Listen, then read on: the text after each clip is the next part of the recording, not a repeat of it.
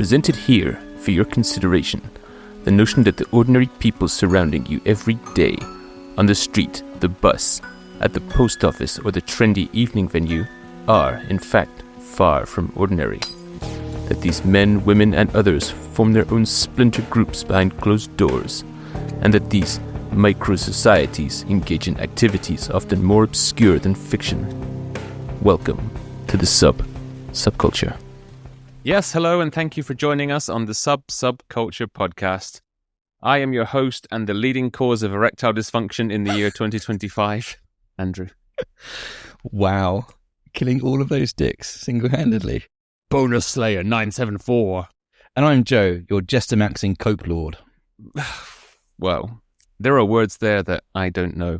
Don't worry, listeners. By the end of this episode, you will know what those terms mean, and you will probably wish you didn't. By the end of this episode, you'll also not know what those words mean. And you'll have had an hour and a half of your life wasted also. What are we talking about today? Today, we are talking about a topic that you brought to the table, and I originally wrote down as Looksmaxx/leg extensions, but we're actually talking about Looksmaxxers. Dun dun dun. Looksmaxxers. Looksmaxxing. Do you have any preconceptions for this? No. First of all, I'll tell you, or I'll ask you, is Looksmaxxing embracing self-improvement and glamour for young men, or is it a toxic masculinity corner of the internet rife with bullying and dangerous misinformation? Where do we fall on that side of the fence? I guess we'll find out in the next little while. It might not be a surprise which one it turns out to be. I don't know. I mean, I had my eyes open going into this. So what were your preconceptions? Thank you for asking. Preconceptually, I had very little idea of what this was. You might have mentioned it when we touched on some other topics about people getting their legs extended or something like that. But other than guessing that it's about people trying to maximize their looks just based on the name, I'm completely clueless. I've never come across this, possibly because, as you keep saying, I live under a rock. Yep, a nice misanthropic rock. I've just been out with people I work with. I've just come back from 4 hours of drinking. Yeah, and you're fuming about it. You're seething. Yeah, you're not wrong. Fucking socializing. Sat there gritting your teeth and crunching down your pint glass. So preconceptions, what did you know about this before we started looking into it then? Having been the master of this topic. Not a whole lot. From the term, Looksmaxxing, could guess it's about maximizing your physical appearance. And I thought that would be just something that people should probably do generally if they're in the dating market, or even if they're not, if they're in a relationship or have some sort of romantic relationship with someone, it's probably a good idea to present your best self. I thought that would probably just be a simple term for that. I didn't realize it was going to be a whole thing. And the other part I knew about it was I'd been, for whatever reason, served content to do with leg lengthening surgery. You've been served content about it. Maybe the algorithm knows. Somehow, after entering my height into all these dating apps, I was given content about making myself taller. Look at this little manlet. He's only 5'10". Is that true? Are you 5'10"? That's way too short. You can never be successful. 5'10". Well, I thought I was 5'11", and I went on a date with someone, and on the second or third date, she was like, "Are you really 5'11"? She bust out the tape measure. You're not really, Arthur, are you? I was like, I thought I was. So I measured again, and I'm like 5'10 3/4" or something. So it's mostly just head. Anyway, it's head and leg for me. I don't need leg lengthening surgery. I've got gigantic legs. I need leg reductions. To our European listeners, these measurements mean absolutely nothing. Just imagine a melon sat on top of two tent poles. That's my body. Or if you are a Scandinavian, these walking poles that you're taking into the mountains, if you were to rest a cantaloupe on top of them, that is Joe. That's me. So yeah, that's not true though. You're a normal-heighted, not unattractive looking male. Thank you. Yeah, I'm an average height. I've got no problem being 5'10" or 5'10 3/4" or whatever it is, something around that. It doesn't really matter to me. I haven't hit the magical 6 foot, but that's all right. Is it magical? Seems to be. We'll discuss that a bit more, I guess. But all right. 6 foot seems to be the universally agreed upon ideal height for a man. Oh, don't worry, I'm also not ideal then. So What are you, 6'1"? 6'3". Damn. So Maybe that's better. Looksmaxxing, an initial search told me that, well, it actually spat out a lot of summaries, like an online and social media trend prominently or primarily amongst young men, which is focused on extreme efforts or measures to maximize physical attractiveness. The subculture uses their own terms like ascension and top-tier Chad to describe their physical goals, look status. And it comes with a whole bunch of terminology inside the community or the subculture, which we can get into in a bit as well. But more or less, it's self-improvement practices for young men in name and in practice.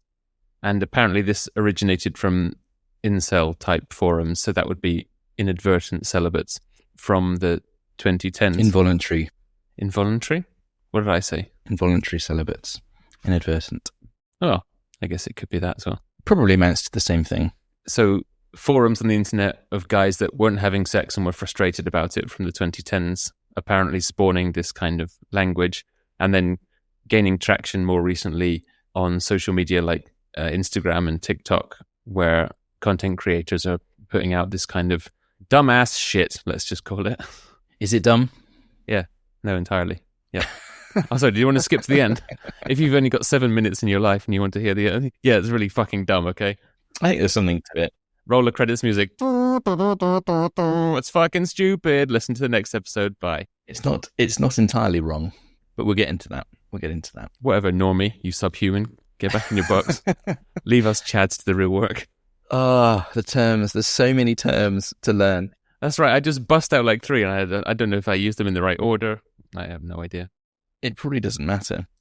So some of the websites that this Looksmaxxing movement came out of, were popular in the 2010s, were such gems as lookism.net, which is the current one, puahate.com, which is pickupartisthate.com, which is mostly filled with people enraged that pickup artist advice saying improve your charisma hadn't worked for them and they were still incels, and sluthate.com. Yeah. Oh, there's another one that this one particular content creator has, which I think is like literally looksmaxxing.org or something now. So this is kind of back to manosphere type area, because incels are all about that kind of thing. I think we mentioned it there as well, that this crosses over with something called black pill mentality, or it is black pill mentality, which floats around and suggests that female selection preferences are based primarily on physical characteristics. So look and height are the most important things when seeking a man. And then they will completely ignore qualities like personality and kindness. If anything, those can even drive rejection. So in the eyes of black pill and some Looksmaxxers, that's the reason to get into this and why you should be trying to attain this more handsome physique, and why you should be obsessing over facial symmetry and bone structure and stuff like that, because that's what these guys are into. It's kind of rolled up in the ultimate goal of getting a woman, no? Yep, I think that's right. I think the core belief of Looksmaxxing is looks are overwhelmingly important, not just for your success with women, but your success in life, to the point that almost everything else is irrelevant other than possibly status to a lesser degree. So on that, I actually have a small clip that we can play, which was, I listened to a very short segment from ABC News, which had some floppy-haired twink kind of explaining himself in this sphere. I don't actually understand how people can't see the reality that is, the better you look, the better you're treated, and the more power you have. But it was just like obvious to me. So my name is Dylan Latham. I am a Looksmaxxing / Life Maxxing creator. I help people improve by giving them tips, and my main focus is to improve everyone's life. So improving their looks, life maxing, improving their life. Yeah, sounds... Goal is to help everybody. They've all got that nasally American teen voice as well, all of the ones that are doing this kind of California drawl. I can understand how it wasn't like obvious to everyone that like the better you look, the better your life is. It's like the clip's playing again. It's like someone took a human and melted them in a microwave while recording them. Before we carry on, I think it's probably worth pointing out, we've dropped a bit of terminology about black pill, incel, Looksmaxxing, red pill, manosphere. I think I understand it well enough that we can quickly establish what those are. We probably should. And also just point towards our previous episode on red pill and the manosphere if you want a quick catch up on what we looked at before in this space. But it would be quite nice to probably define those terms. So incels are a community of people who are involuntarily celibate, hence the term incel. They don't have no sex. They ain't having nothing. And they generally are quite nihilistic. They believe that... I think that their defining feature is that they're quite loathing of women in general, and they blame women for a lot of their problems. They usually have a victim complex and see themselves as nice guys, or from not getting attention from the opposite sex, they become very, very frustrated and insular, and then that frustration builds and they end up on forums on the internet complaining about bitches, and they see it as the problem of those around them rather than their own. Usually they often have this kind of self-pitying victim complex. So incels are basically a group of people, and black pill is an ideology. So things that have the pill suffix are usually a belief system of some kind. So incels are grouped together with this identity of being involuntarily celibate. Black pill is the philosophy, a very nihilistic one, where they believe that your success in life and with women is more or less predetermined by your genetic lottery. If you're not born with good genes and you're good looking, then you're fucked. It's hopeless. And I think they've got some like level of gradation in this. You know, if you're particularly genetically unfortunate, then you are considered a no-hoper. For other people, they might be able to, through Looksmaxxing, achieve something a bit better. But black pill generally is quite a hopeless philosophy, and it doesn't encourage any action. Looksmaxxing basically comes from the same thing, and it says your genetic makeup, your genetic lottery is the overwhelming determinant in your life. But by Looksmaxxing, you can at least reach your genetic potential. And if you want to be extreme, you might be able to exceed your genetic potential. It still pretty much boils everything down to looks are the only thing that matters. But at least in Looksmaxxing, they promote some sort of action about this.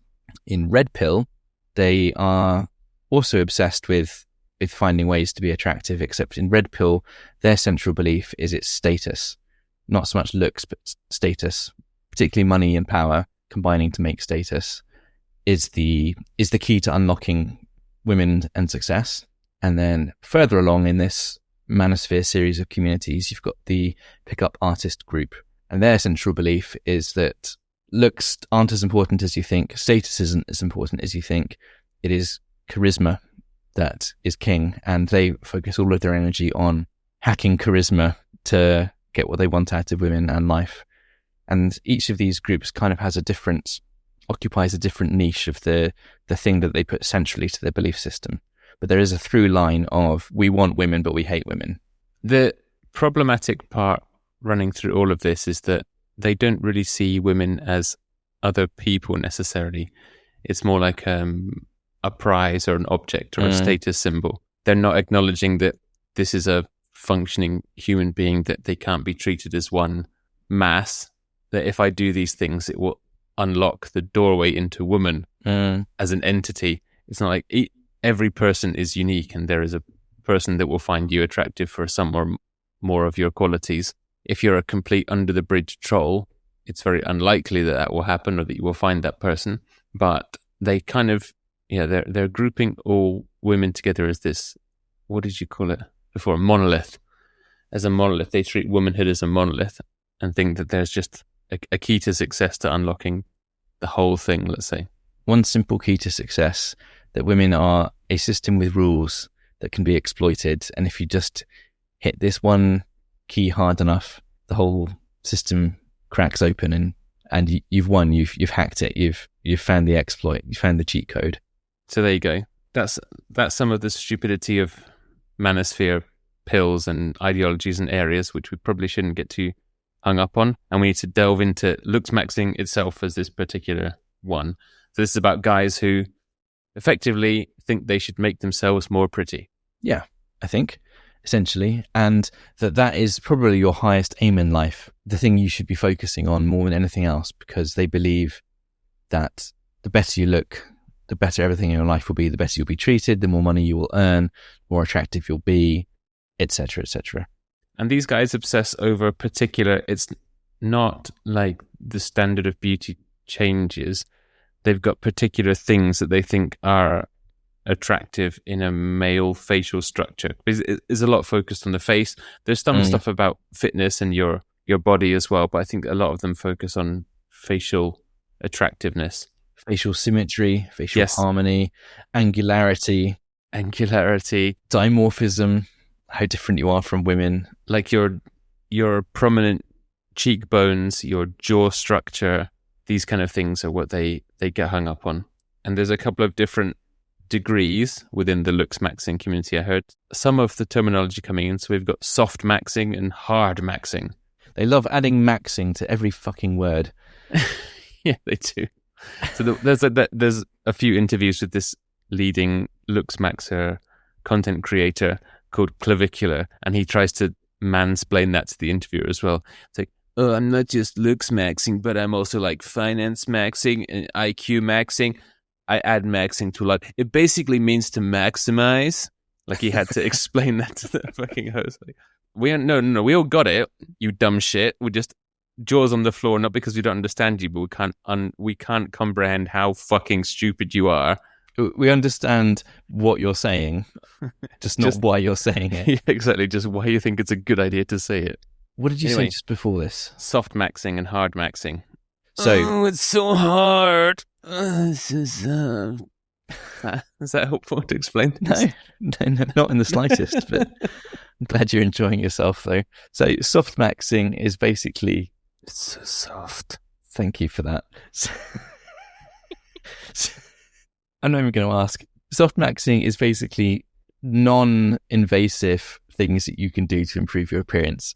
Stuff that I would consider fairly normal, sleeping well, eating well, going to the gym, grooming, all this kind of stuff. Posture, diet, style, workouts, skincare, makeup, all of these fall under soft maxing.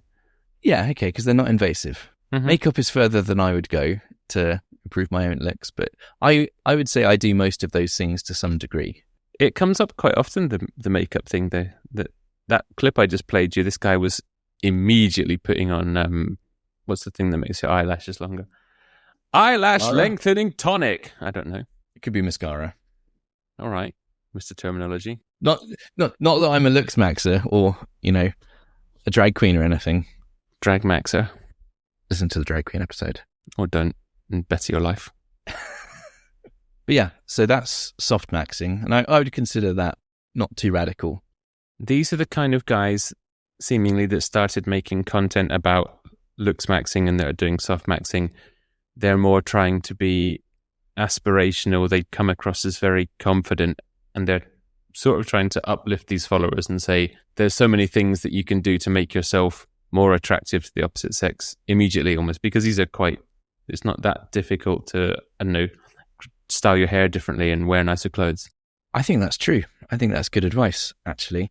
I went on a couple of speed dating evenings back in the day where you rocked up in your stained wife beater and red shorts, and you wondered why no one was calling you back. And then you watched one Looksmaxxer video and they said, have a shower beforehand, put on a collared shirt, and maybe do up your flies, you fucking reprobate. Almost, except I was the guy that luckily had the brains to wear a collared shirt. And that immediately put me in the top 10% of men that went to this thing. There's so many hopeless men doing this that just got no fucking clue how to present themselves. And it's, for many people, as long as they can wrap their head around the concept, which of course many of them can't, which is why they're there in the first place, as long as they can kind of see themselves from an outside point of view, yeah, if you go to the gym and lose a bit of weight, gain a bit of muscle, have a haircut, do a bit of grooming, wash yourself, and wear clothing that humans wear, not fucking basic human hygiene functions. Yeah, exactly. Stuff that is obvious to most people, but for whatever reason, these cave dwellers don't get it. You can do that, and you will significantly improve your attractiveness. it's good advice, and men fail to follow it for whatever reason all the time. It seems to be that there is a certain percentage of men that have a complete blind spot in anything to do with self-improvement, at least visually. And so these things come across as an absolute revelation to them. Brush my hair? Don't cover myself in shit? Yeah. Don't understand. Occasionally, I thought if I just bathed in Dracar Noir and went out, then women would just fall at my feet because I watched an advert once. hey, is that some kind of deodorant? It's an aftershave. Hey, they're already doing better than stewing in their own BO. It's the same aftershave that every Turkish man wears, if that helps you. I'll go smell some Turks, see what you're on about. Okay, so that's soft maxing. What's hard maxing? Oh, Das ist so hard. Thank goodness the German guy's back. Loved that guy. I heard that you really liked the close-up to the microphone German guy. Heinrich, tell me about the hard mixing. I asked you. You fucking tell me. Oh, sorry, right. It's a question for me. Okay. Hard maxing, they have a more no pain, no gain mentality. And this is the more extreme end of the spectrum to make yourself, in theory, look better, although results may vary. The price of your house may go down as well as up, etc., etc. So this includes things like plastic surgery, facial bone smashing, and using untested or unregulated supplements, as well as normal ones which are just considered to be fairly controversial, such as steroids, Botox injections, but then Peptides. on the darkest peptides, yeah, whether inserted orally or elsewise. And then there are the darker parts of these forums where people are exchanging tips on body modifications that you can do at home, and it ends up in a 17-year-old idiot with a scalpel basically cutting his eyelids off. That ends up in the hard maxing territory. Hadn't come across that. Yeah. On a live stream, of course. So hard maxing is invasive, basically. Something has to penetrate your skin. Not necessarily, because bone smashing would come under that, and some of these idiots were doing that. Okay, that's true, I suppose. But that's, by the way, is meant to create microfractures in your bones, ideally your jawbone and your cheekbones. And the microfractures are meant to grow back stronger and bigger and emphasize that part of your face. And you can do it with an object, or you can do it with your fist. The concept of bone smashing apparently has been widely disproven, and even in the community, allegedly, that was only kind of an inside joke and that it was just content for lols. But I think that there's a good chance that some people were taking it seriously. But the majority of it was people like Influencer Clavicular stating that they were hitting their not their jawbone more. Some of it was their jawbone, but it was like their cheekbone, so kind of just under your eye, hitting that repeatedly, softly-ish, not like one big whack, like you were trying to, actually cave your face in, but like tapping your face repeatedly with a hammer in the hopes that you would slightly fracture that bone, because in theory, and this is kind of proven by the leg lengthening surgery as well, when bone repairs and grows back over time, it's going to kind of add another layer on top, or it's going to be slightly thicker, and therefore you're going to have bigger and more prominent cheekbones, which is going to lead you to have a more sort of V-shaped face, because these guys also have this impression that prominent cheekbones and a slimmer jawline in that kind of V going down is a universal indicator of attractiveness. But it's absolute nonsense. That doesn't work. Don't go and smash your face with a hammer, as if it needs to be said. Yeah. If you find yourself doing that, you might have to have a look at your life. It's not real. It doesn't work. You're just going to permanently disfigure your body. I mean, if you could do it in such a way that you genuinely did fracture your bones, would it work then, do you think? I think you're just going to have a fractured face bone. How much would you have to do it to make it a noticeable difference? I'm not willing to do the maths and sit there and hit my face with the hammer X number of times to find out. I suspect there may be the smallest grain of truth in this, but I also think that it's not possible to achieve that. Okay, so if we briefly talk about the science of leg lengthening surgery, which we can get into why on earth you would do it, that happens, I think there's a few different ways, but basically breaking the bone in half, inserting a metal rod into the middle of it, and then slowly pushing that it's like an extendable metal rod, so it sort of pushes outwards so that the two halves of the Like a car jack. the two halves of the bone that you've just broken separate, and then it leaves a gap. And in the time that you're in your rehabilitation, the bone regrows around this kind of pin in the middle. And that is true. It does. Like, the bone will regrow over time. I think that's where these guys are coming up from. Like, if you make a gap in where there's supposed to be a bone, the body will try and knit that back together. Do you want to give us more painful details on leg lengthening and why it's even important to a Looksmaxxer? Why would they even care? Yeah. Aren't your legs long enough? Well, you said that you're about 80% leg, so for you, it doesn't make too much sense. No, I actually need leg shortening surgery. Leg reduction. Yeah, make me more proportionate. You could become a leg donor. Not helping these fucks. They've got to pay the genetic price. But yeah, basically leg lengthening surgery, you can add about 6 inches of height to a femur. I didn't even think it was that much. I thought they were getting gains like half of that from the very brief clip that I saw that people were going and paying. I think it was around $10,000 or $1,000 or more and getting that surgery in Las Vegas, and it was for like a 3-inch height increase. Yeah. Really, as little as that. It probably depends how extreme and how Turkish you want to go about it. Well, to look more like a turkey. How ostrich do you want to appear? How much regulation you'd like your plastic surgeons to have. Oh, right, okay. But I've seen that on the internet, in social media, people adding 6 inches to their height. I think that's probably about the limit of what you can do, which is pretty radical. So like, why do people feel compelled to do this, do you think? I don't know. You've got more of an insight into this, though, because it is linked to, I mean, ultimately this whole subculture is about making yourself more attractive to the opposite sex, right? But it's also, the height thing is definitely a dating app kind of trigger. Yeah, we looked at the data again the other day, and as a 5'10" or 5'11" man on a dating app, this data was from Bumble, only 1/3 of women are actually seeing your profile. And as a 6' man, 2/3 of women are seeing your profile. And that 1 inch doubles the amount of female profiles that you're exposed to. Mm-hmm. So yeah, height is important, and women always go on about how height is important. And even without women, taller men seem to command more respect from their peers than shorter ones do. It's unfortunate. It doesn't say anything about the person inside, but for whatever reason, our stupid monkey brains are wired to think height is good, which it is. Bigger is more intimidating and better, which is, I guess, a masculine trait, but also it sort of speaks to power and dominance. But maybe we should say that, again, we shouldn't treat women as a monolith. Not all women are going, because you said it's a filter, right? You've used some of these apps, and you can filter out your matches by their height. So a woman would therefore say, I'm not even going to see any profiles less than 6 feet.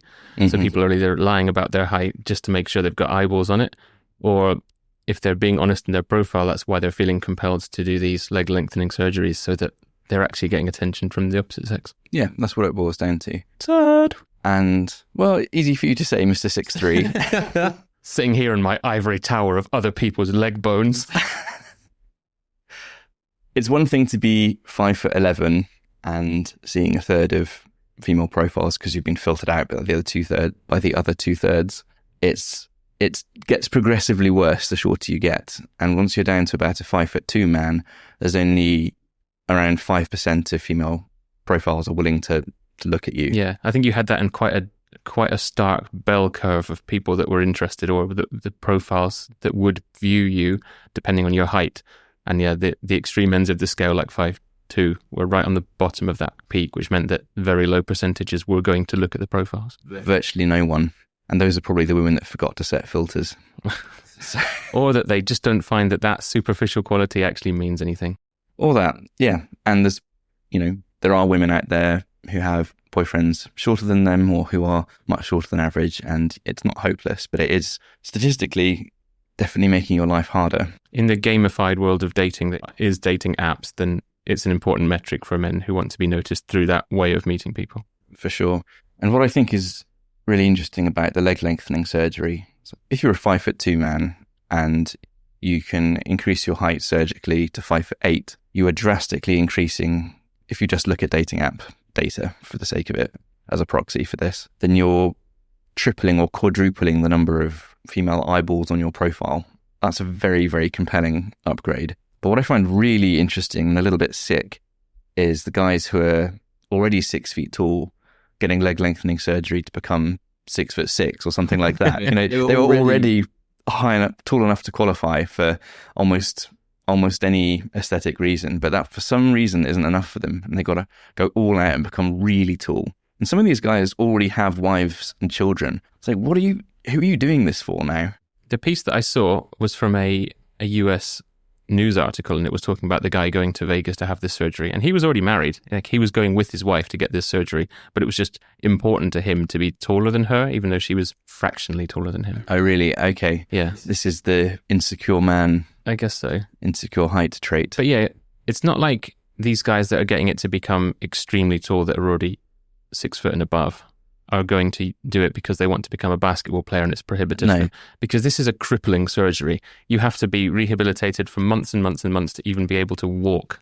It will be years before they walk normally again, if ever. And I don't know if they can even do sports actively again after this surgery. It's a real... And you see these spooky, mostly leg-looking people staggering around on crutches, very proud of themselves and their new stupid height. And you think, you just look feeble and crippled.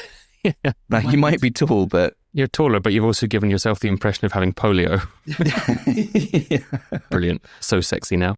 You're projecting frailty, weakness, insecurity, and stupidity all in one. Maybe tipping yourself from the 5'11" into the 6 foot category is going to be the maximum benefit you can get from it, but otherwise it's going to be a pretty low return on your horrific pain and investment. I think so.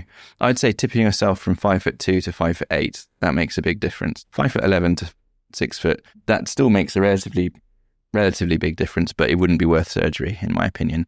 Just wear, lift, and lie. Yeah. That's a much better solution. My sister's husband is shorter than her, and his parents pushed him pretty hard to get like lifts or Cuban heels or whatever it was for his wedding, so that he would appear just that bit taller, especially for the pictures. So he wouldn't be humiliated and... In your face, dickhead. All your secrets are out now.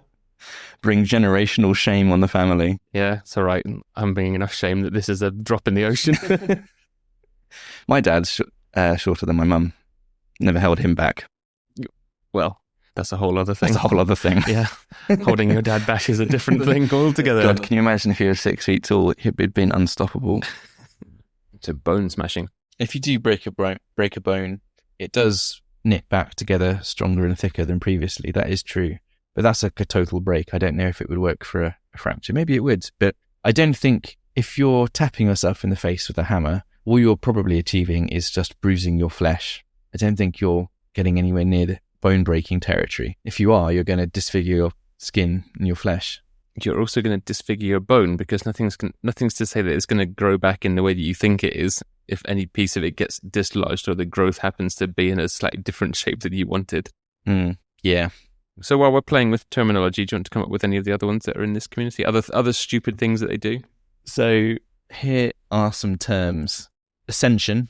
That comes up. That's like the mantra, especially of influencer clavicular. You want to ascend. We're going to, good work, bros. You're ascending. Supposedly he was in hospital recently and complained that the mask he had to wear was descending his face. Jesus Christ. He OD'd in a club on God knows what and was straight back there live streaming the very next day after having been carried out and hospitalized. I've got a whole section on clavicular. We'll do him properly in a minute. So I'm going to read out some more terms and you can guess or tell me what they mean. So ascending, we didn't actually mention what it is. Oh yeah, what is it? Beats the fuck out of me. When a man successfully moves up the social ladder, usually by Looksmaxxing, and stops being an incel. You improve yourself to reach Chad status. Okay, next one. Mogging. Okay, that one is so they go out in groups and the most attractive or most looksmaxed person pisses all over the rest of them for not being looksmaxed enough. Mogs the rest of them. He's asserting his kind of alpha male status. Yep, and this term comes from a PUA term, AMOG, which means alpha male of the group. And they, in fact, invented something called amogging, which was where you find the alpha male of the group and you basically find socially insulated ways to make him look like a tool and humiliate him and invert the status.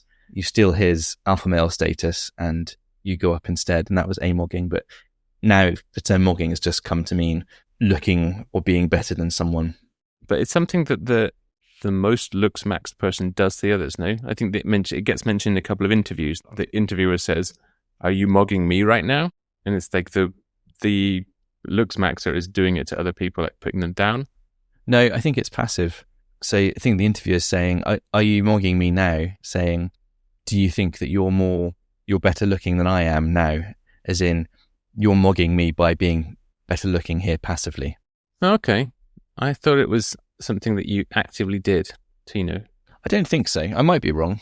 It's all fucking made up nonsense anyway, so who cares? We'll just say this. That's what it is. It's passive now. You heard it here first or last. Giga Chad. Hold on, you need a Chad before you can Giga Chad, surely. Oh yeah, that's an incredibly good point. It's the best point you've ever made. Chad. That's mogging me. I feel like I've made many better points than that. I feel like you've given me a backhanded compliment. It's more like a four-handed insult, really. But what's a Chad? What's a Chad then? Yeah, I've got a blank there. I don't know what Chad is. Help me out. Chad is a stereotypical alpha male, typically described as young, attractive, confident, and a sexually successful man. It often refers to a formidable or dominant male figure. But he should be attractive. Sometimes used to denote arrogance or an entitled attitude. Yes, attractive. Confident, physically attractive, often muscular, who easily attracts women, sometimes associated with high school quarterback or frat boy archetypes. Basically, as far as incels and Looksmaxxers are concerned, Chad is what they want to be. Chad is the one that gets all the girls. He's the one that gets to treat them badly and they still want him.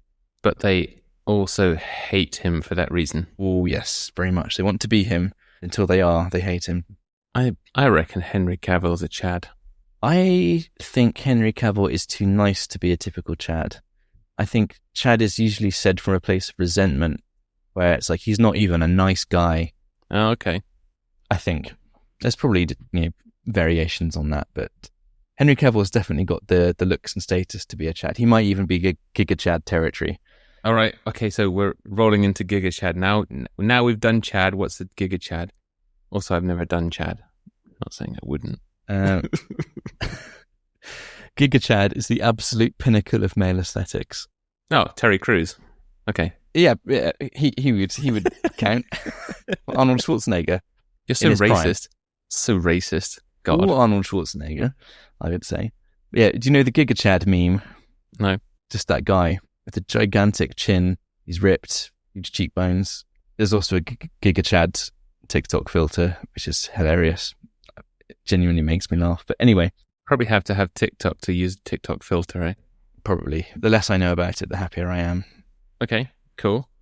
So that's what they're aspiring to look like, but also they hate them. Good. Subhuman. That is unattractive people. Yeah. Anyone below average attractiveness basically is a subhuman in their world, including themselves, especially themselves. Yep. Okay. Normie. Normal people. Or people not Looksmaxxing. Just a regular average person. Someone that believes in the blue pill philosophy, which is the mainstream. I'm going to get a t-shirt that says that. I would actually be quite happy to walk around with a t-shirt that says Normie. Normie, yeah. Yeah. NPC. No, not that. Nope. Different things. Oh, okay. So comment or like on stuff if you want me to create t-shirts that say Normie and say the Sub-Subculture Podcast on them. I'll be wearing them, so you know it's good.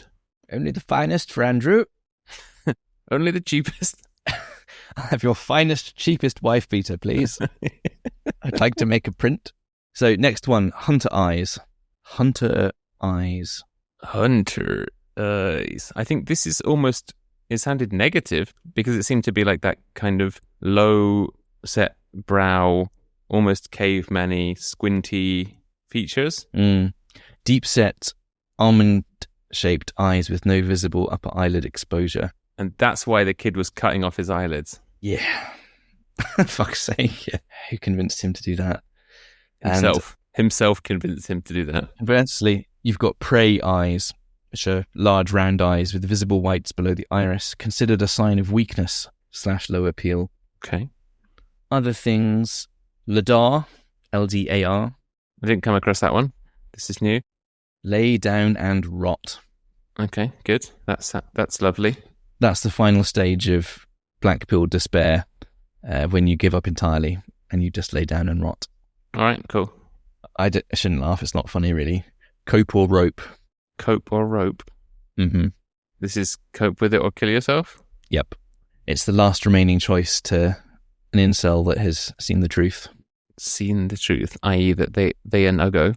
That is hopeless for them. So they can either cope, which in their world is believing a comforting fiction to hide an uncomfortable truth, or they can kill themselves because it just saves time. This is just very sad, young, surprisingly young boys on the internet telling each other this, yeah. Mm-hmm.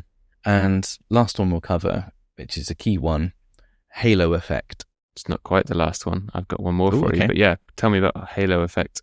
So this is a real thing. It's scientifically studied. It's known in advertising, etc. It's a real legitimate concept. And what it means is one extremely good trait can make people overall more positively disposed to you and willing to overlook your less good traits or your flaws entirely. Like in the automotive industry, they might call a car a halo car, a car that's so good that it makes all the other ones look better just by being associated with them. Can you relate it back to anything other than cars for people who aren't massive twats?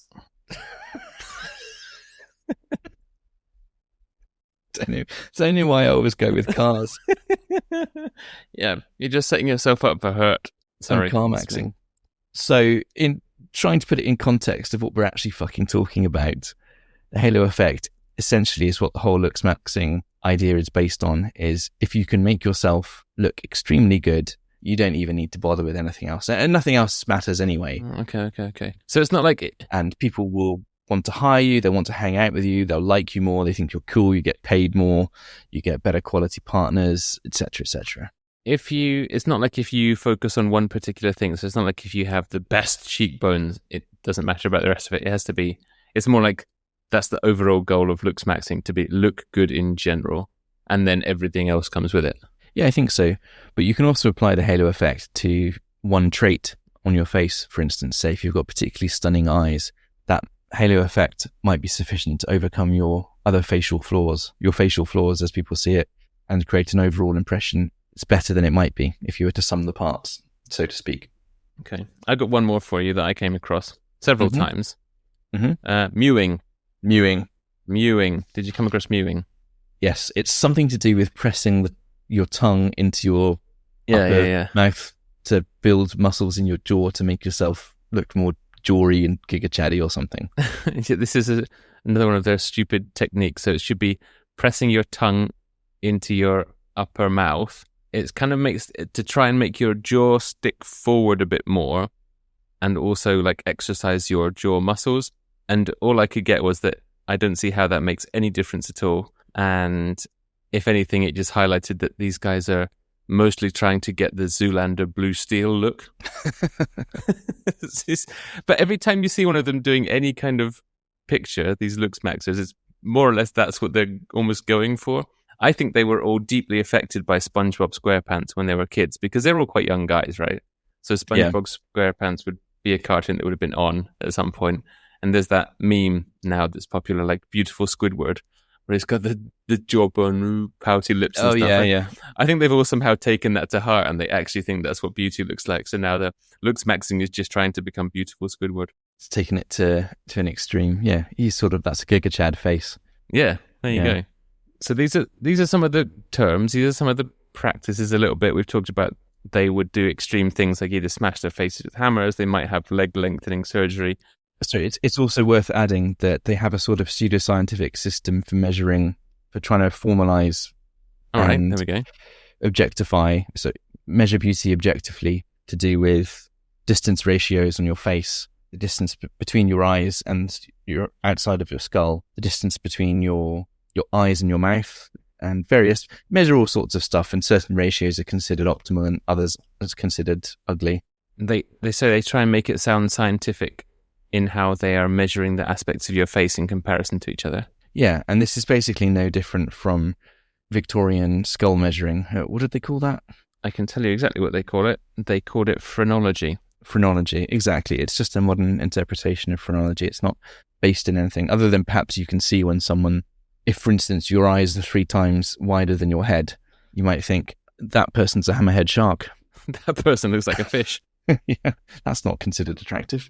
I mean, Yeah. I have described people as goat-esque when they've got certainly like eye characteristics and they look quite goaty or fish-faced. Oh, really? But I thought that could be goat as in greatest of all time.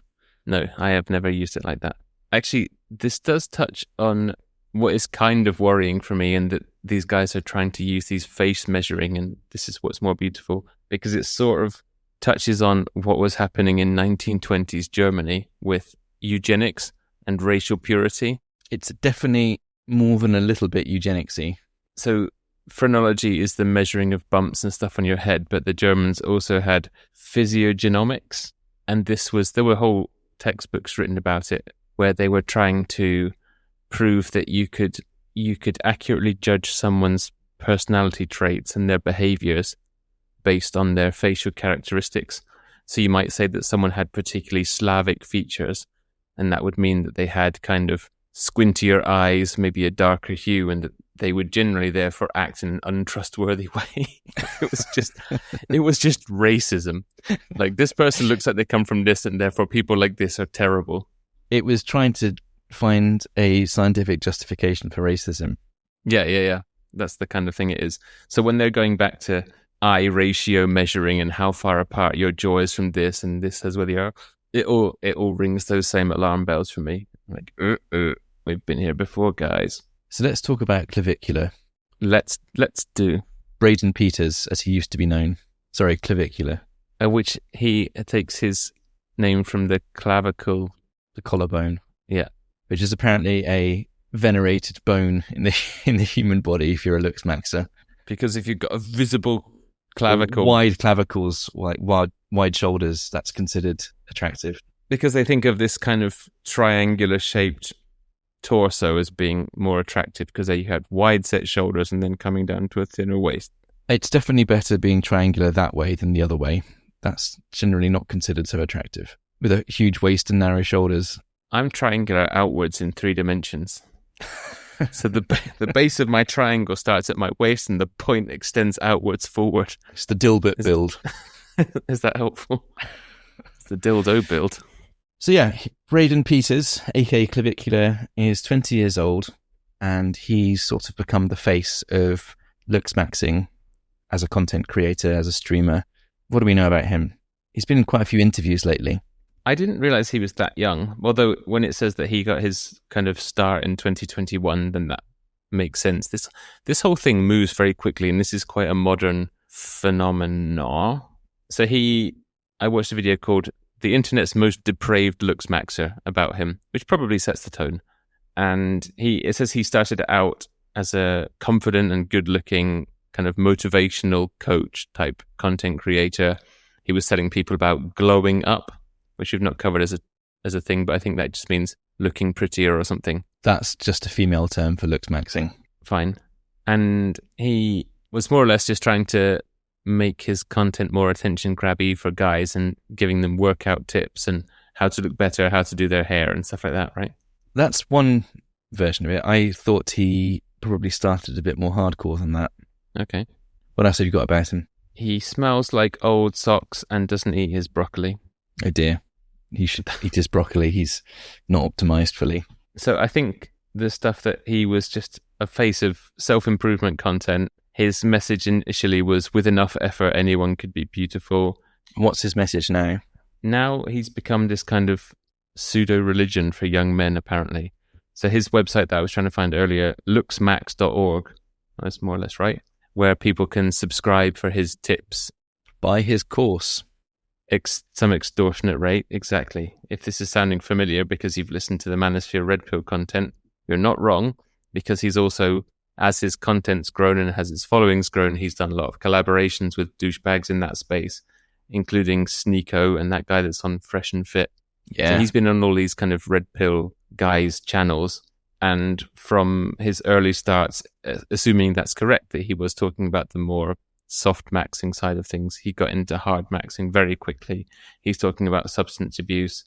His content got more and more likes the more ridiculous it became, and he got into that attention grabbing spiral similar to Nikocado Avocado, where the more outrageous things he did on live streams and videos, the more stupid things he was telling his followers to do, like do coke, do meth. I haven't slept for 3 days. If you're not taking steroids, what are you doing with your life? These are all the kind of videos that he was making.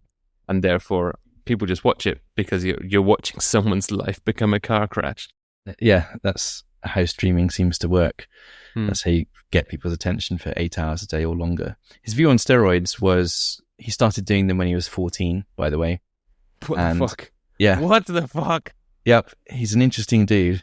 And he explained his reasoning for this was if he was going to go to the gym and work out and get better, why would he not take steroids? It just gets him to where he wants to be quicker. So it's more optimized. So it's the logical thing to do. I saw him saying, I don't even go to the gym and work out. If I can take steroids, why would I bother going to the gym? Yeah. There's a paper which shows if you take steroids and don't train, you'll, after 6 weeks or so, you'll have pretty much 3 times the muscle gain as if you didn't take steroids and did train in quite a high dosage, which basically means steroids have an overwhelming advantage for adding muscle. But yeah, this is one thing that he openly admits to doing. He openly admits to a cocktail of drugs and other supplements that he takes for various reasons. This is called the stack, your drug stack. He openly admits to previously using methamphetamine to reduce his appetite. So he would lean out, a more hollowed facial look, which is considered more attractive. People assume that he's had surgery, but I couldn't find any evidence of this at all. I don't think he's had any surgery at all, which is interesting. But he does a lot of drugs. There's some videos of him doing bone smashing early on. Yes, he has done that as well. I mean, cocaine's the easy one that he talks about quite often and tells people if you're not taking cocaine a night out, then you're wasting your time or something. So he's really interesting to me because he considers social drugs, like having a beer with your mates, is a waste of time. Because in his own words, what's the ROI on that? What's the return on investment in that? And in his world, things are worthless unless they're making him look better or increasing his status. Having a beer with some mates doesn't register on his 2 metrics of value, so he thinks it's pointless. However, he will go and take a bunch of drugs, in his own words, to feel more normal, and so he gets the confidence up to talk to girls. Because he's clearly autistic. I don't think he's diagnosed, but he says he suspects strongly he is, and seeing the interviews, I think, yeah, very, very likely. So he's willing to take a cocktail of drugs just to try and interact more normally socially, but would consider a social drug to feel good to be a waste of time. He did an interview semi-recently for a YouTube channel that calls itself Channel 5. I watched all of that. And the guy was talking to him about Looksmaxxing, and then he said something really stupid towards the end of it, like, you haven't asked me a single Looksmaxxing question yet. Yeah. And the guy was like, we've been talking about Looksmaxxing this whole time, but it's more like the questions didn't register on this guy's register? Like, they didn't register to him that these were questions about the thing that he does. He wanted to talk about, like, I don't know, the granular details of what his stack was or something. Yeah. So when this guy's asking him, why are you such a prick or something like this, he's like, that's not a Looksmaxxing question. Yeah, I think I understand this guy. I think I can translate the tism. Oh my God, get the net. Put him in his cage. No, hear me out. So he believes everything he's saying about, he in his world, he has figured out this pharmacological system. He thinks he understands how all these drugs interact, what and how you should take them to achieve what you want to achieve, to optimize your body and gain muscle and all this kind of stuff. He has devised this system because that's what his autism brain tells him to do. And he's proud of it. And he genuinely believes in it. And on this interview, he was annoyed that the interviewer had only asked him lots of boring questions about his psychological state and things like that. When what he wanted to be asked was, he wanted a chance to demonstrate his knowledge of this system and how clever he is for figuring it all out. And yeah, he's not dumb. No, he fucking is. He's not. He absolutely fucking is dumb because he takes a cocktail of illegal drugs and passes out in clubs to get the attention of women who actually have no interest in him and shouldn't be the envy of anyone's interest anyway. And then the next day is back there doing exactly the same thing, and he thinks he's winning at life. No, mate, you're fucking your life up, you idiot. Hear me out. He is intelligent, I think, but his values are fucked. So you think you could reprogram him for good? There's nothing wrong with his CPU. It's the OS that he's running that is fucked. His values are all wrong, but within that value system he has, he is trying to optimize this system. And I think he does know what he's talking about, at least to a degree, with dosing and drugs and how they interact and something like that. I could believe it anyway. Just because he drops some terminology doesn't mean that he understands it. That's the oldest trick in the book for passing us off as clever. But I think he's a smart dude. He's just heavily autistic and is trying to systemize this thing. And I think the values, basically, clavicular is what happens when autism meets body dysmorphia meets social media. He's the perfect storm of these three things. He desperately needs therapy more than he needs Looksmaxxing. And I think you can trace it back to his childhood. So his mum was a bodybuilder and his dad was a casual gym goer. So in that house, you've already got, not only have you got access to steroids and normal steroid usage, you've also got people that are obsessed with appearances. And it's not a big stretch to see how this person became incredibly body dysmorphic if that's the environment you're growing up in. And no wonder he was being able to take steroids at 14 because they were in the house. You're assuming because his mum's a bodybuilder that she was on steroids? 100%. In your eyes, no one bodybuilding is not on steroids. We should do bodybuilding at some point. But yeah, if you're I don't know at what level she competed, but if it was at all competitive, then she will be on some kind of drug. It's very, very normal in the bodybuilding world. It's increasingly normal in gym locker rooms now, apparently. Yeah. Just like your standard gym. Yeah. People be shooting up. The other thing about Clavicular's childhood that I thought was noteworthy was that he was age 14 around the pandemic, same time, and his social interactions would have been disrupted. He had remote school for 18 months or whatever it was around a key social time. And for a kid that's already feeling different and other because of his autism, this is basically severing the connection between him and normies around him. So he just feels like a total outsider. He's got the body dysmorphia from his parents and he doesn't know how to function in society. And he's latched onto Looksmaxxing as the only thing that matters. And he's doing his best to make a system based on that where he can feel human and feel worth something. I think he's a bit of a victim in this, to be honest. Okay. Thoughts? I think that one of the interviewers that was on, I think it was the ABC thing that I watched, said something along the lines of beauty doesn't protect you from the world, and obsession with your highlight reel and only seeing people on their good days means that young boys think looking good enough will mean that they never feel bad again. Mm. And it seems like that maybe is a driving factor in this whole community, because it does seem to be a particular demographic of young guys. And I'm fed up of hearing this fucking, I was in the pandemic and I was locked down for this amount of time and it really affected me bullshit. Like, fuck off and grow up. Everyone was in that in the entire world. You're not special for it. But that aside, there is a generation that have grown up with access to social media, or are growing up now with access to social media, and it being completely prevalent, and having this obsession with seeing people exactly at their best days, and people constantly pushing content at you. But no one records a video when they're feeling like crap and they look at their worst. So you are constantly seeing people that you go, oh, that looks really good, or that looks really nice, or that's it's all quite aspirational, or that's what people want it to be. Like, I've got a good life going on. So you can see how people get trapped into this spiral of also wanting to mirror that and look better. And if you're not having any success in doing so, or you're not having any success with the opposite sex, or just the people that you're attracted to, that feeds into these series of insecurities. And I also saw something on the BBC World Service called What in the World, where they had an interview with a guy who had been in the Looksmaxxing community, and he'd been a minor child star and had been on some US TV shows. Like, he was just like the fat ginger kid on a whole bunch of stuff, and said that he got into Looksmaxxing because he didn't want to be the chubby kid anymore, and he had exactly this body dysmorphia, felt bad about himself. So it kind of, Looksmaxxing offers guys like this that are feeling this shared insecurity amongst them a solution. These are guys that are presenting you with ways that you can fix the things that you think are wrong with you. So they fall into that, and then the more content you start to watch, the algorithm then feeds you more and more and more, Mm-hmm. and you kind of get sucked into it. And as well as seeing people on their very best days on social media, you're also seeing the global elite, the top 100 most attractive men and women in the world. You can scroll hours of that content every day, and it's fed to you, and it will, of course, completely distort what your perceptions are of normality in yourself. You know, people that have one in a billion genetics, there's 6 of them walking around, and chances are they'll be on social media. It's just unreasonable to compare yourself like that, but it's not how we evolved, yet the brain mechanism works for it.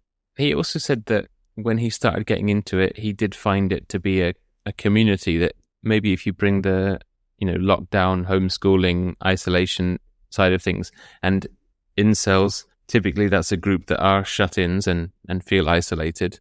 This is a community of people that are, in theory, trying to, and on the lighter side of things, if you want to take the positives out of it, they're kind of trying to uplift each other, share tips, share advice, workouts, how to look better. And he said that he found it like a community of people that he could turn to for help. Now, the other side of that is that there's quite a competitive tone to it, as we've said about mogging. There are sides that posting your self-improvement pics, you're just going to get flamed for it online, like, oh, you're a subhuman and stuff, because they're constantly peer ranking each other and comparing each other. Crabs in a bucket. But it seems like there is some content that you could take out of it that would be useful to you if you're feeling in a particular state, and that there are parts of that community that you would be able to rely on to help you improve yourself if you are selective enough about what you pick out of it. At least it's taking some ownership for your destiny, which Black Pill philosophy doesn't do. I think what you said about social media is interesting. So I noticed in Clavicula's interviews that he drops all of this niche subculture terminology without explaining what it means. And he seems to just assume that everyone will know what he's talking about. And I think what that means is he's so up to his eyeballs in this world of Looksmaxxing. He doesn't realize it's a tiny subculture. It's a tiny internet subculture. He thinks it's the whole world, which is why he doesn't explain any of these terms, because to him they're normal and everyone knows them. Yeah. And that kind of shows how adrift he is in this. They can't really see. That's quite common in younger people as well. And I think why they even get caught up in this. This is people that don't really have any kind of life experience outside of, not very much, like a school environment, let's say, to understand that this isn't the be all and end all of everything. Because as I said, that it's a largely young community. They haven't got a worldview or context to know that this phase of your life ends and there are things beyond this, trying to look pretty for the hottest girl in class, because that's really what it boils down to almost. Should we talk about the parts of this that are correct? Or the kernels of truth behind this? For instance, being attractive does give you numerous advantages in life. It's well studied. The more attractive you are, the more you will earn. Not a huge amount more, but there's a correlation. People do treat you better, ascribe better personality traits to you that you haven't proven if you look good. That's basically the halo effect in action. So there is truth to it, the fact that attractive people have a better deal than uggos. I think we mentioned this on the sugar dating episode, maybe, that, you've got this limited window when your social worth is linked to your attractiveness, but it's fleeting and it doesn't last, and that you would give someone more of a chance, this McDonald's worker, if they were attractive than unattractive, for example. Mm-hmm. Yeah, it sounds very blue pill, like very almost naive to say that you don't go in for that. But of course we do. All of us would judge someone by their appearance when you first see them, whether you mean to or not. Baked into our software. Okay. I think the mistake is in assuming attractiveness conquers everything. I think the mistake is associating attractiveness with the positive qualities that we've come to expect attractive people to have from things like Hollywood films. Because in actuality, I've found that people who are attractive often know they're attractive and have become shitty people because of that. Yeah, because they can get away with it.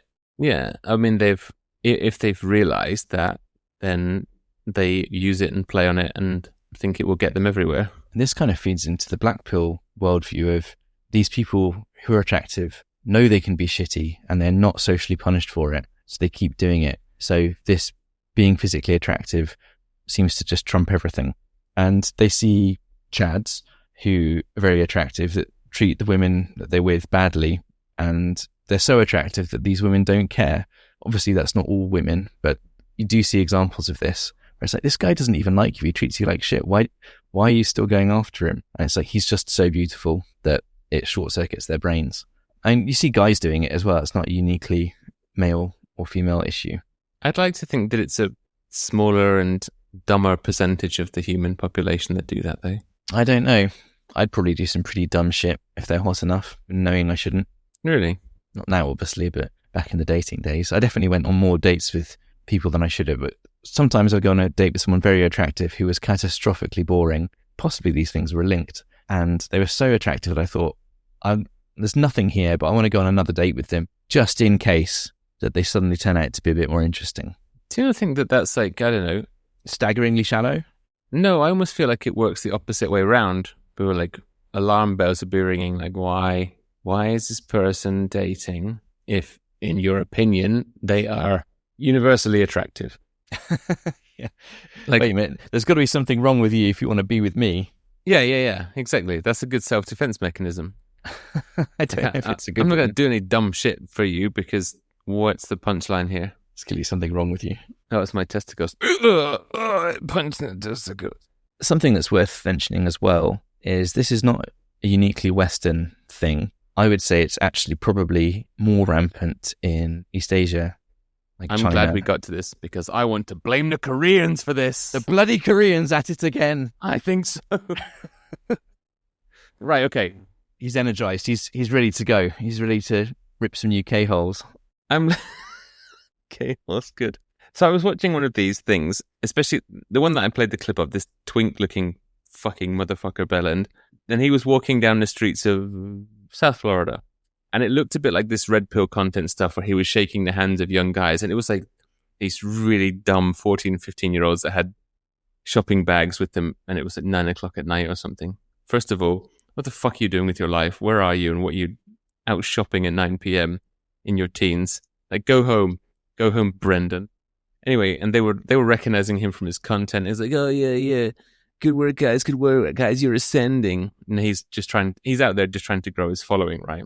And I was just thinking, this is just really dumb teenage boy trends, but what they're aspiring to is actually the opposite of masculinity.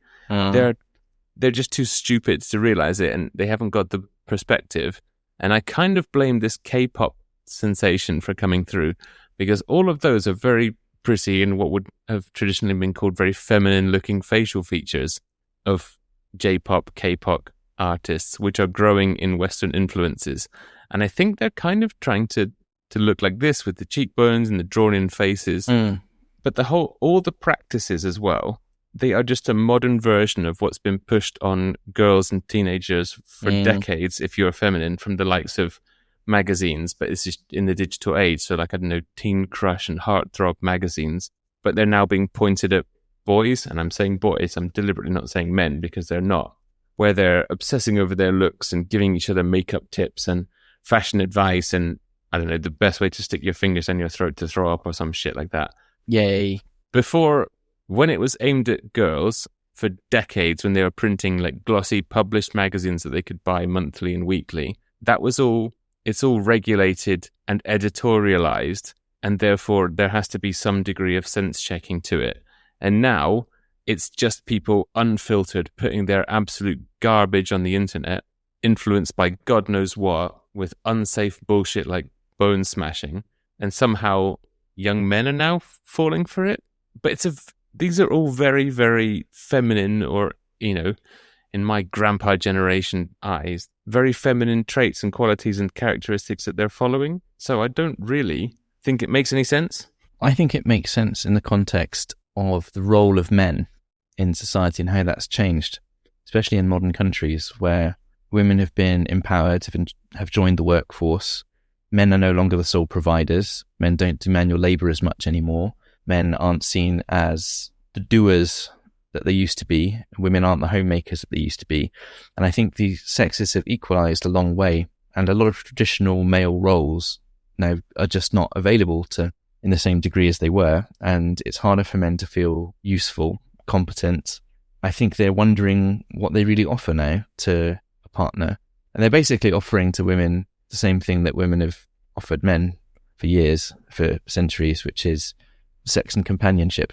And now that they don't offer money and status and power like they used to do, I think boys are a little bit more lost, and I think appearance does seem to matter more in the modern world than it used to. But this is just circular. Men dressing like a bunch of bloody great puffs and putting on makeup and stuff. That's been happening since the 1600s in aristocratic France, where they would be walking around with ruffs and collars and powdered wigs and shit. Because, well, yeah, that's interesting. Those are the elite, though. Normal people didn't dress like that and behave like that. But that's what the elite considered attractive. But why? I don't know. Maybe, like I say, it will go around and looking like a girl will stop being attractive. I think part of the problem is that they have an idea of what they think is attractive to women, but none of these things are. Like looking like an androgynous J-pop star where no one can really tell what you've got going on in your pants until they investigate. We're talking about Asian Looksmaxxing here, right? But Looksmaxxing trends in general are going towards, or the practices in general, they don't seem to be particularly masculine features or practices. No, I disagree. I think Western Looksmaxxers do focus on emphasizing their masculine features, which is why they do steroids to get big muscles. It's why they want pronounced jaws, which is a typical male pubescent feature more than it is in women, and all this other stuff. They want to look like men to the max. They want to look like men, but without actually going and doing anything manly. Yeah. How do I look like a man? By putting on the most makeup. Yeah, exactly. This sort of... Why don't you go and chop down a tree, motherfucker?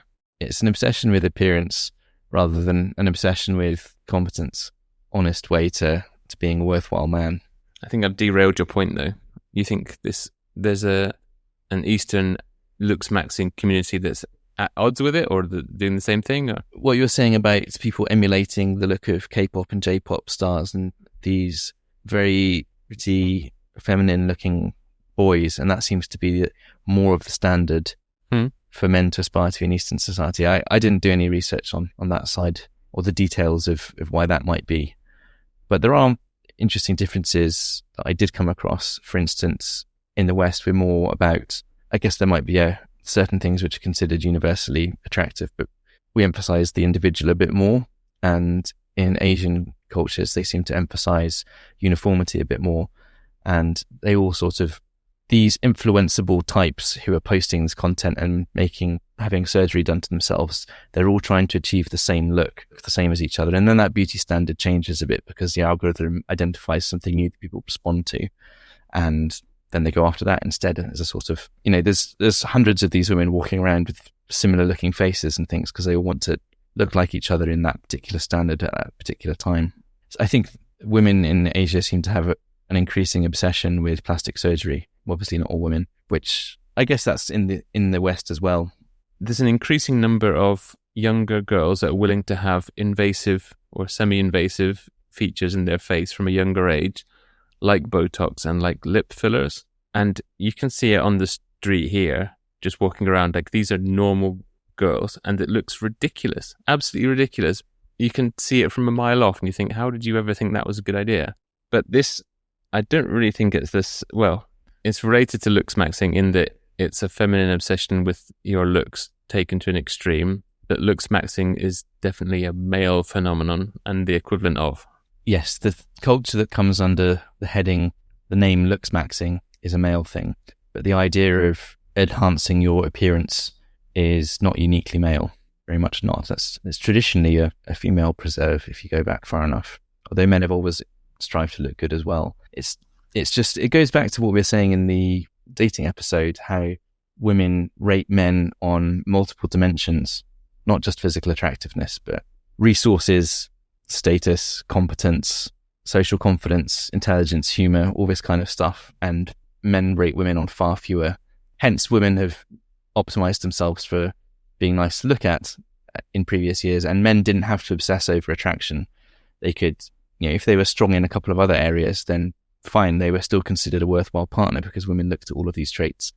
But as those traits have been reduced in men in the way our societies have progressed and our economies have progressed, and as women have gained more of those things like resources and provisioning for themselves, there's fewer pillars for you to rely on as a man to still be considered attractive. Or certainly I think that's the impression people get. Hence, the obsession with physical appearance is just increasing, and it's just turbocharged by social media because that highlights appearances above everything else. It ports most easily to a 2D image. And as we become increasingly online, people begin to think that the online world is the important one than the offline one. And the last point I'll make in this rant is particularly the Asian women doing these stupid fads. Like, it's ridiculous stuff like tall skull surgery where they get bone cement added to the tops of their heads so their heads will look higher up, and really ridiculous things. That's fucking weird. It's horrendous. And there's many things like this, like surgeries to make them look like they're smiling all the time. It's really fucked up stuff. And that's a combination of one, social media setting new standards and what the algorithm picks up. And the other thing is they are optimizing their faces to look good in a selfie and look striking in a selfie. And a face that looks quite good or striking in a selfie for social media, you've seen in TV studios how much makeup they put on people to make them look presentable for a camera. It's like optimizing your real life face for an online look means in real life you can look ridiculous. Oh yeah, he absolutely like a clown. I did a TV advert for the shopping centre in Canterbury when I was a student there, and I was an extra riding a bus or walking past in the street, and I had a fucking shit ton of makeup on. Really? There was a small chance the camera was going to pan up across the side of your face, for example, and he felt like a clown. Yeah, plastered with the fucking stuff. I don't think that the standard of beauty that they're trying to follow is actually what is valued from the opposite sex. And I don't think it's the case that men's lost position in society is actually driving this. I think it's entirely social media driven, where they've got all these weird influences that because someone clicks on them, they become the mainstream of what people think is attractive.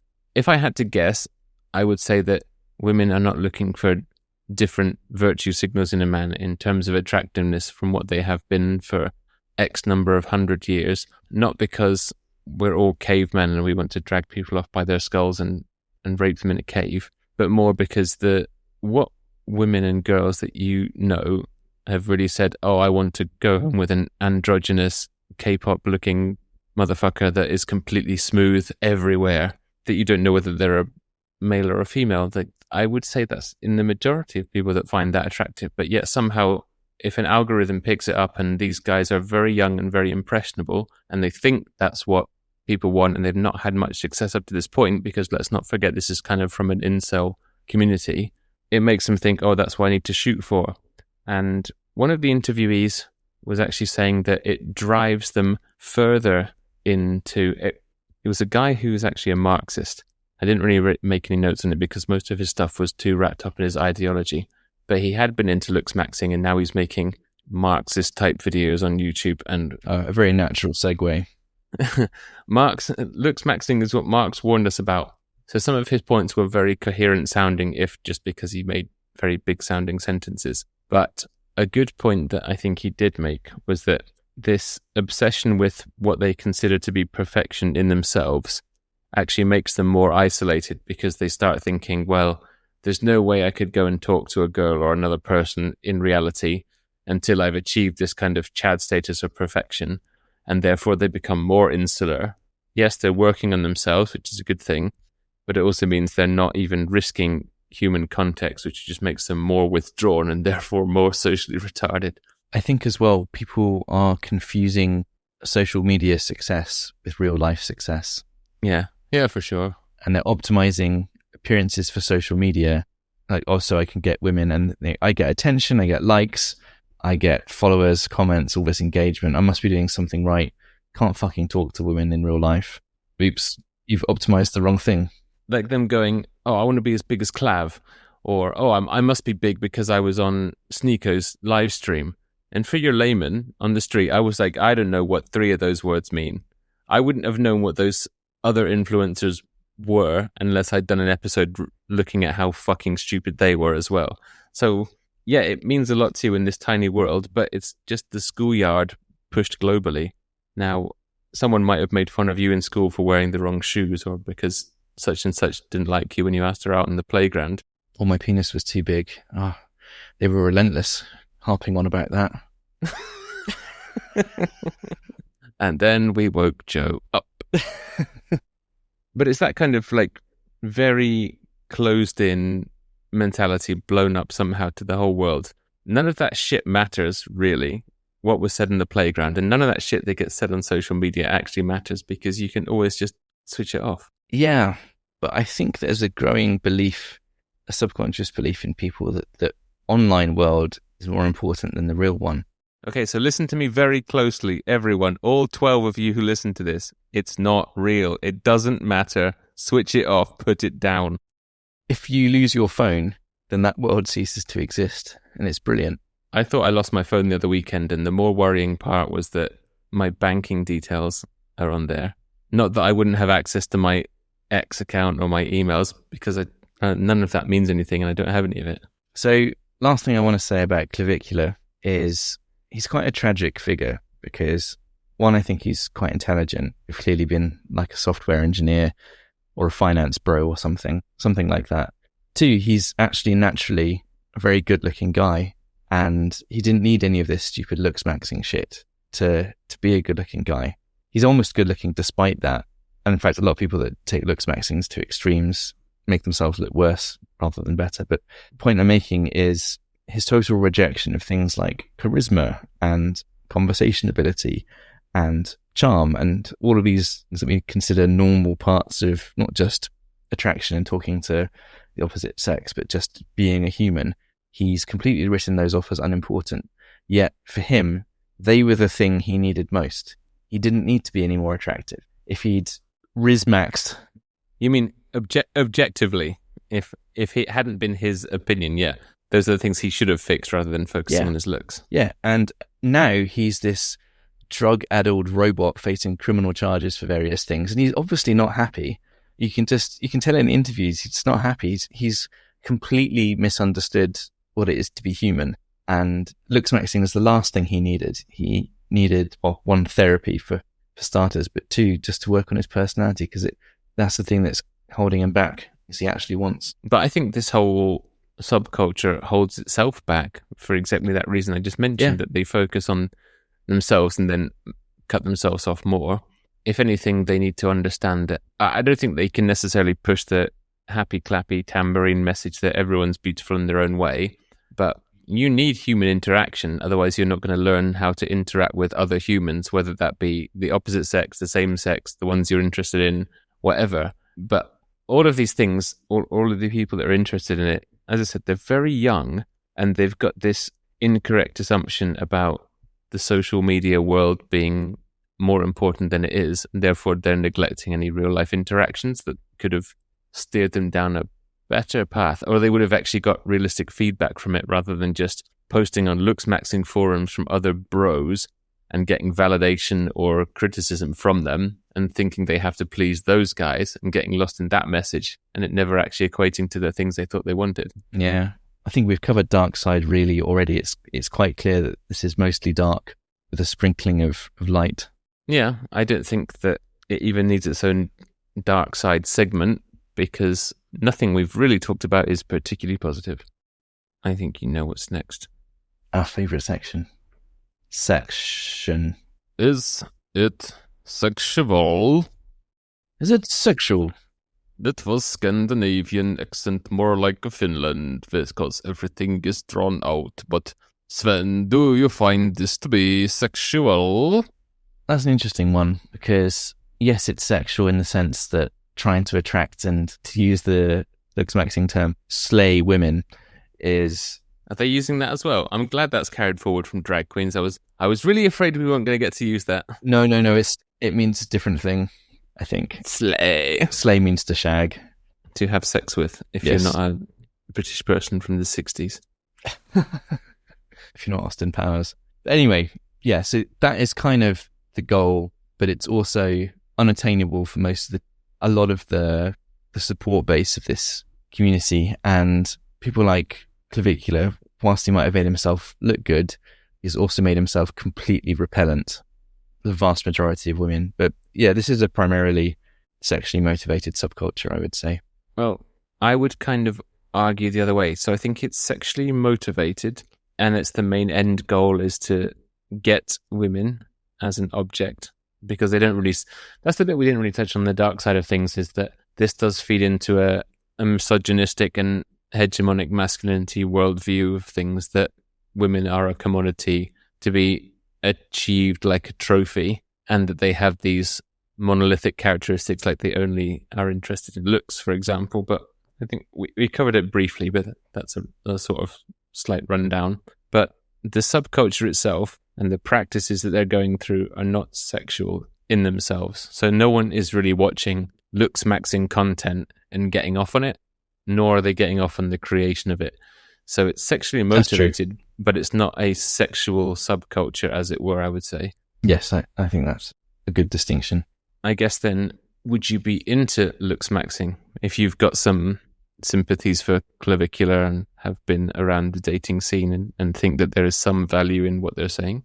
Most of my sympathy for clavicular is, yeah, I do feel sympathetic to the guy. I do. I think I understand him in a way.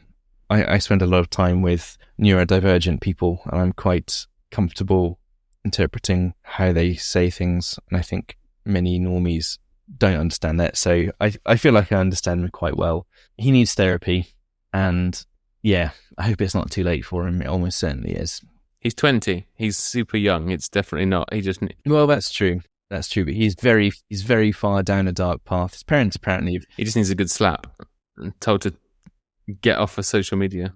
Yeah, and that's what he needs to do. But it's also the current source of all of his status, fame, income, and success. So that's not going to go away.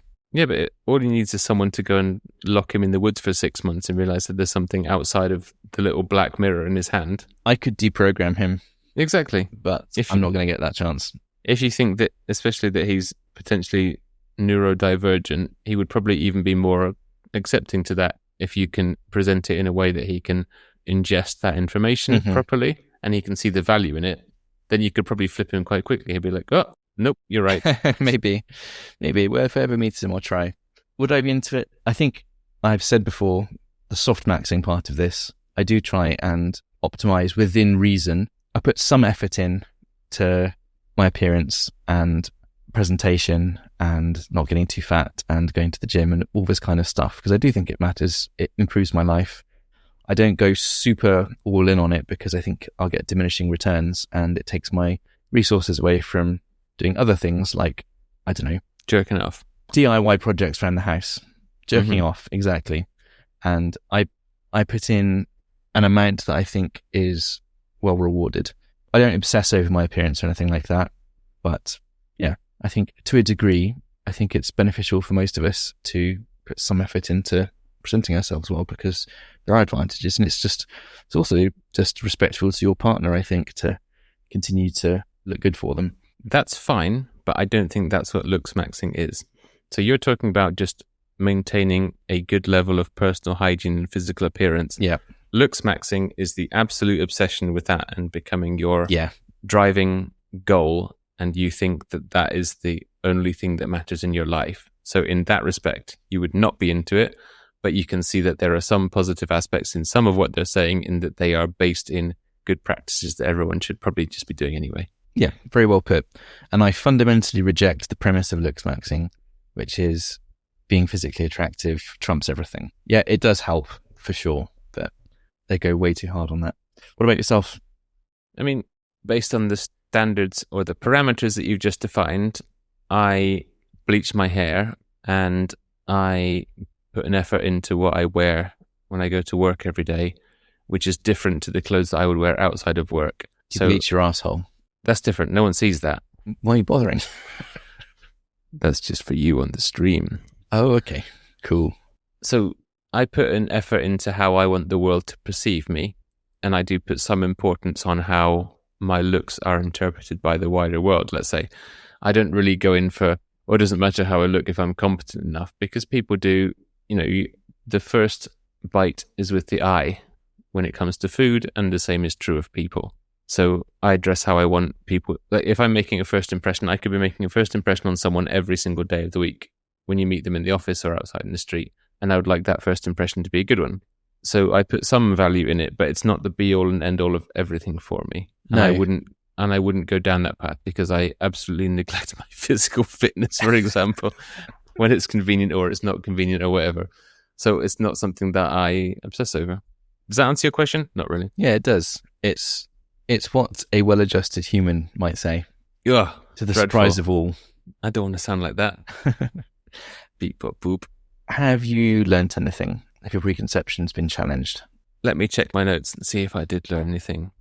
I think it's part of a growing trend of quite feminized behaviors in young men of this kind of advice practice, and it's the same shit that's been in teen gossip magazines aimed at teenage girls for decades. It lives and dies on clickbait, promising something, hooking people in for the ad revenue with direct paid products and content.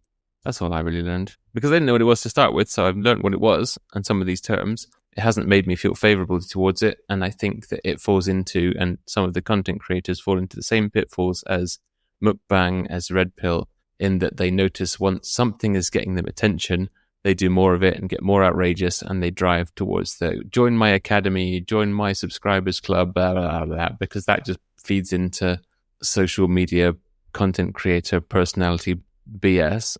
But the ideology behind Looksmaxxing itself is probably a bit of a flash in the pan, and we might find those people have moved on to something else in a year's time.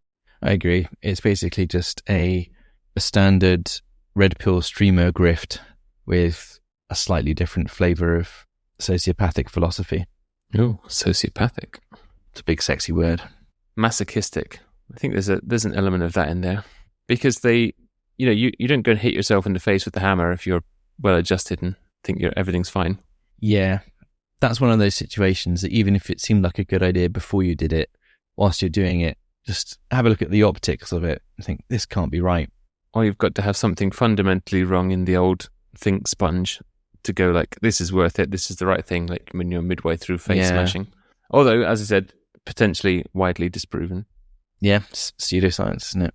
So if you're feeling particularly masochistic and into subcultures, then you should probably carry on listening to our episodes and check out our content on all podcasty platforms and engage with us on social bullshits, because let's be honest, no one else does. You might be the first.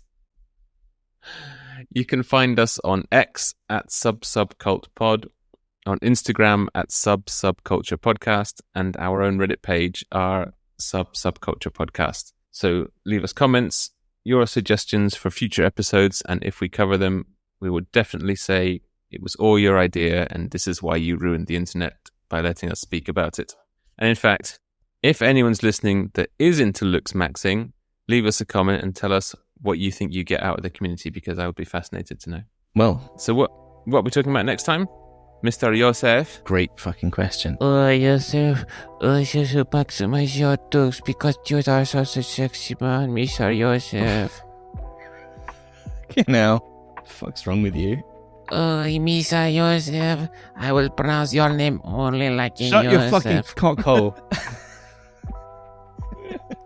Christ. Right, what are we doing next? We are doing Anti-vaxxers. Anti-vaxxers. We're coming for you. Get ready with the pseudoscience and the conspiracy theory. Hey, do you like vaccines? No? Great. Let's go on a date and get married immediately.